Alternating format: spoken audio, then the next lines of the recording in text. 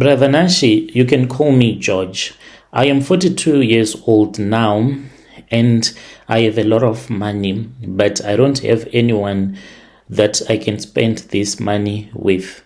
As I am talking with you, I might sound as if I am someone that loves to make jokes. I am wearing a red laced panty underneath my trousers. This is a panty that belongs to one of the women that I date. This woman, she almost has the same waist size as I do have.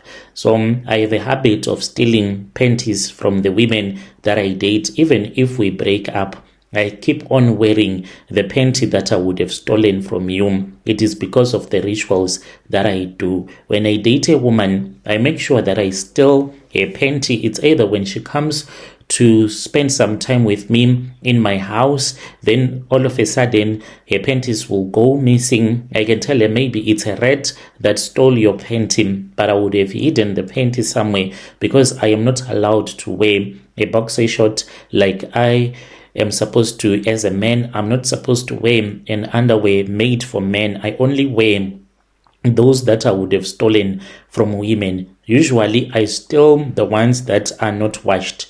If you are fast asleep, I can steal your panty and hide it, the one that you would have gone to bed wearing. When we are about to make love, I remove it, maybe throw it somewhere. Then when you are fast asleep, I take it and I even change the place so that you won't see it. Even if I visit you, I will steal that panty that I would have removed and you won't even know that it is me. With all the money that I have, why the hell would a woman that I am taking good care of ever think that I would have stolen her panty?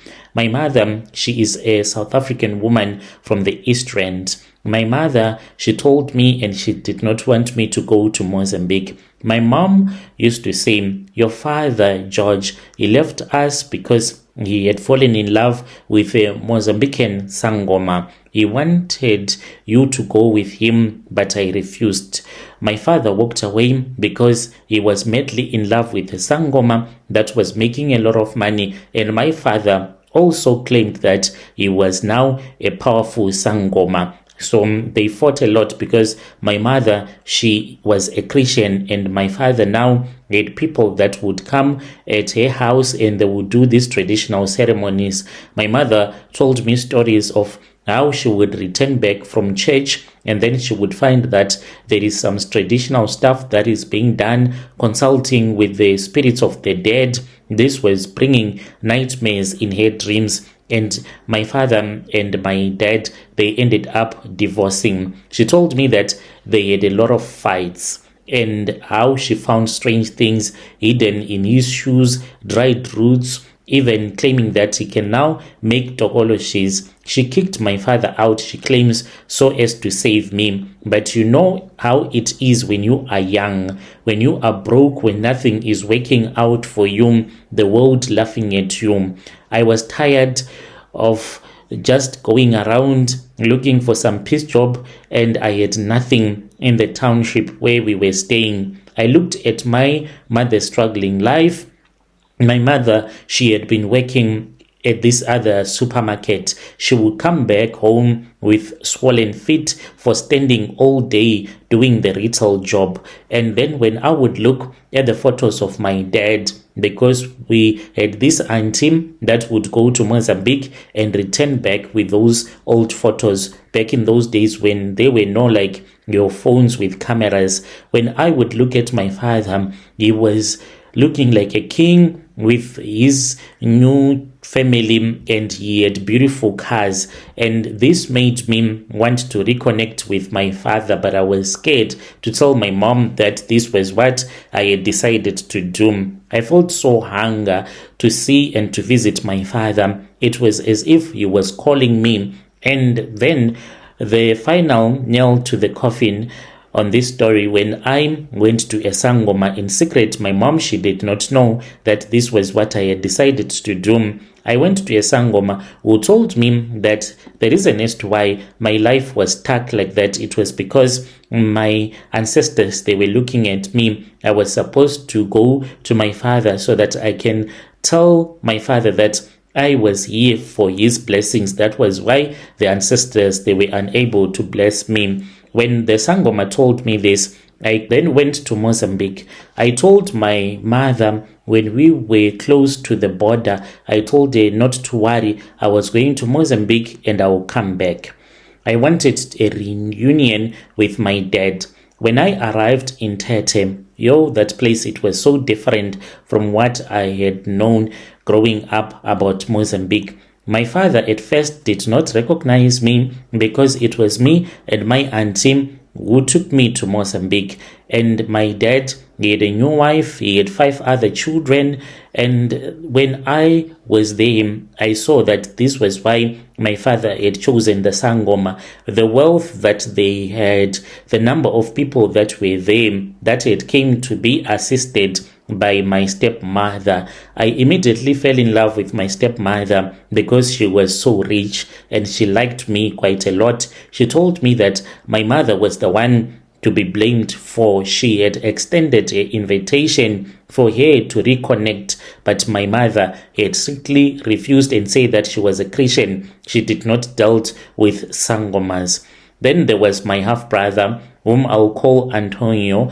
This guy, he was younger than me, but he lived like he was a god in Maputo. He told me of all of his businesses. He was so happy. He never thought that he had an elder brother. He owned a fleet of fishing boats and he lived in a very big, beautiful house where there was a big pool. This pool, it was bigger than the house that I had left in South Africa. The pool was bigger than my mother's entire house, and he had these Portuguese women that were serving him, that were all over the place. This guy, he was living like a god in Maputo. But as I stayed with them, then I started to notice that my brother, he always did these rituals when he would say, let us go and I can show you the work that we do. He would always pick up some soil and he would put it in some water and drink, like he was just an African man when it came to doing money rituals. Then one day I asked him and I said, Antonio, you need to tell me what is going on. Why is it that you are always drinking all of this soil? And one thing that I noticed about Antonio, he would never use the luxury bathrooms that he had in his house. Even if you would go with him to grab a drink by the bar, like you can go to the bathroom to relieve yourself, he never did anything. Sometimes when we were driving for a long journey, he would stop the car. He always had this small leather bag. He would excuse himself. He would leave you in the car, walk into the bushes. One day, like, he left me for a long time, and he told me that he was even afraid when he was going into the bushes, because the bush, he knew that it was a snake infested bush. But he went there, and I wondered, why is it that this man, he would go so far to relieve himself, yet we had left a place where there was a bathroom? He only relieved himself in the bushes. One day I watched him from the balcony, because this mansion of his at the back, he had purposefully chosen that residential stand to build his house on, and at the back, that was the end of the street, and it was a big bush. I was sitting on the balcony, and then I saw my brother. He walked out of the mansion. He thought that perhaps I was fast asleep. He walked with his small leather bag, and I saw him squatting in the bushes, relieving himself as if he was a beggar. He was a man that had a very big house, yet he would go to relieve himself in the bushes. One night, after too many beers, I said, Antonio, tell me, my brother, you have almost 5 bathrooms with golden taps. Why do you prefer the thorns? Why do you go outside and you relieve yourself? I've never seen you urinate in a bathroom. Believe you me, I have been watching you. He looked at me and he said to me, oh, brother, this is a ritual that I have to do so that I can keep on making money. I have to drink water mixed with soil. This is soil that I always pick from where my shadow will be. Then I put it in the water. I am not allowed to drink water without soil in it, otherwise I will fall dead. I thought that maybe he was lying. He told me that he is not allowed to use any modern toilet. If he does that, then his business will collapse. He said, oh, so that is how you get all of these contracts, because he was even exporting some fish going to Europe and other parts of the world. He told me that if I wanted, he could take me to a traditional healer that had assisted him as well. And he said, for now, please do not tell our parents. He took me to this other village, and the initiation happened on the night when the moon was hidden. We went deep into the bushes, but we drove outside of TETE to a place where we met another old man. And this man, he spoke in Portuguese. I could not understand anything. All that I was told was that we were supposed to go back and buy an okapi the next morning and then come back at night. We did as we had been instructed to do. I bought a brand new okapi, the one with the 3-star wooden handle, and then I was told to open it up. And after I had opened it up, that was when the healer took that knife and cut me on my buttocks. I don't know what he was doing, but he spent some time, but he did not cut me in a way that he left a big wound. He just cut me, and then there was blood that he was collecting. Then the man, he said to me, from now on, George, when you return back to your country, I want you to know something that you never knew. You think that you are smart because you have a degree. I want you to know that from today, you are nothing. I am the one that is going to make you what you are supposed to be. From today, I am going to be your God. You never kneel down and pray to the God that created you. I have created you on this day. From today, you will never sit in a modern toilet again. You will never urinate in a modern toilet. Every time when you want to poop or urinate, you must find a bush. You drive this okapi deep into the earth until you can only see the handle showing. As he was talking to me, we were kneeling down, and he drove the knife into the earth until the handle was the only one that was showing. The blade, it was in the ground. And then you relieve yourself directly on the handle as I am showing you. The knife stays in the ground, and when you are done, you never look back. If you use a toilet even once, then know that you will die. You just wait for about a minute whilst you have your back against the place where you would have driven the knife into the ground and pooped on top of it. After a minute is over, you can even count. Do you know how to count, George? They asked me, and I said yes. You count up to 60. Then you turn around slowly. Do not be worried, and you should never be afraid when you are turning around for the things that you can see one day. If you turn quickly, they are not there to harm you, but they are there to collect your poop. The first time when I did it, it was so terrifying.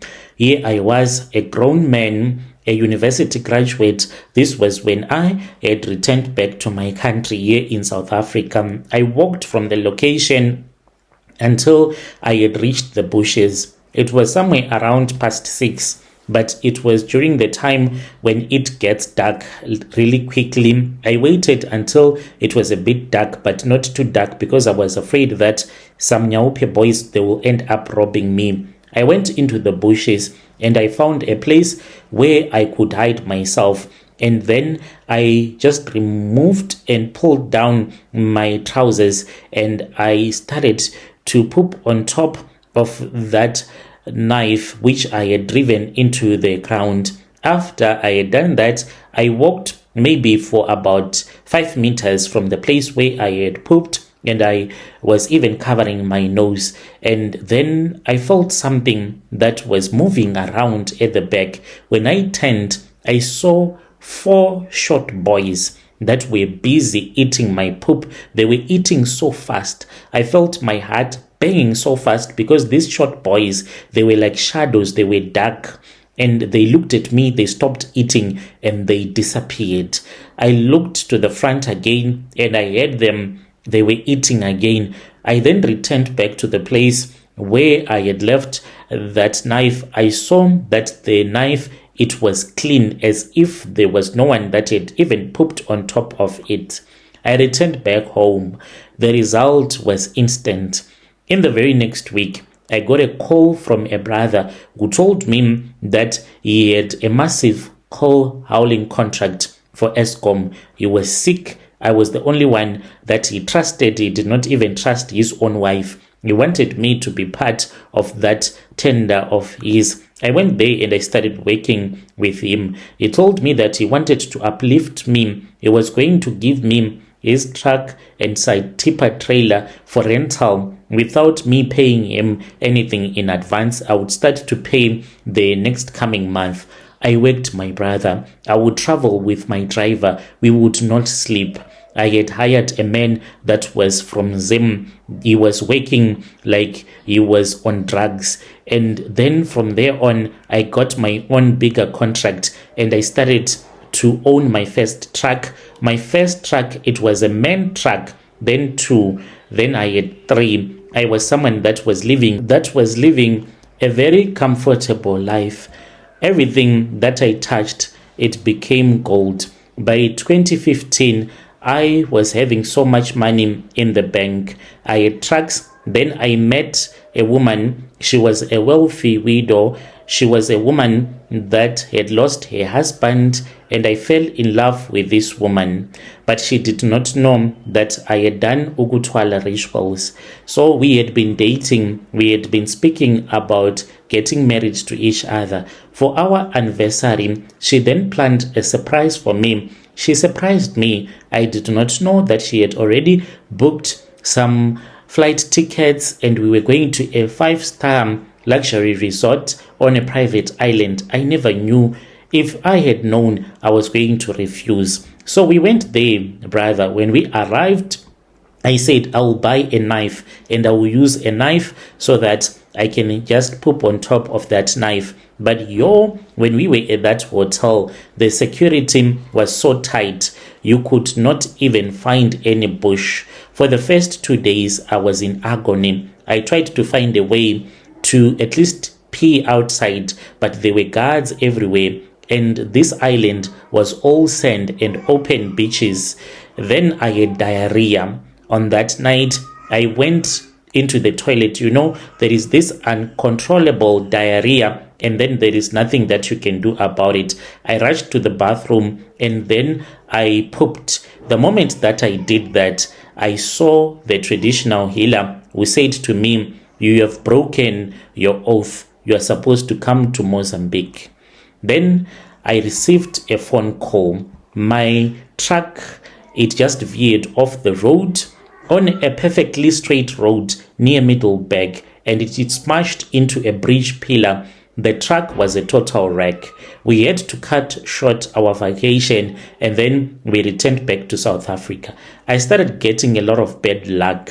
My tender was terminated. This woman, she did not even comfort me. She said that she does not love me. She had realized that she never loved me. It was because of the bad luck I was supposed to go to Mozambique. I knew that if I do not go to Mozambique, I was going to lose everything. When I went to Mozambique, I collected my brother and then we went back to that village, and that traditional healer made me to pay. He asked me if I wanted my trucks back, if I wanted my life back. Then I had to negotiate with a Tokoloshi. I negotiated with the Tokoloshi and I was made to sleep on top of a grave.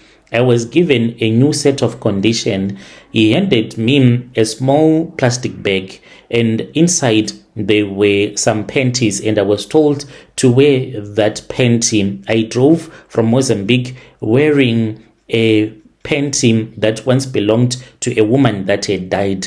They removed this panty at the mortuary That was what I was wearing when I returned back to South Africa, because I had to wear a panty of a woman that had died to bring the spirit of that Tokoloshim back to South Africa. This is where I am right now. I'm still a prisoner. I own this business and everything is running very well, but I am wearing a panty right now. When I date a woman, I make sure that I steal a panty that is dirty from him. This is my confession. Dear listeners, right there was a message that was sent to me by one of our dear brother. Let us try to speak with our brother in the comment section. Imagine living your life as wearing panties that you would have stolen. Are you a woman? Have you ever dated a man? Then all of a sudden, when you went to his place, you could not find your undergarments anymore. Maybe it was that the man that you were dating did some money rituals. Let us meet again in the following episode.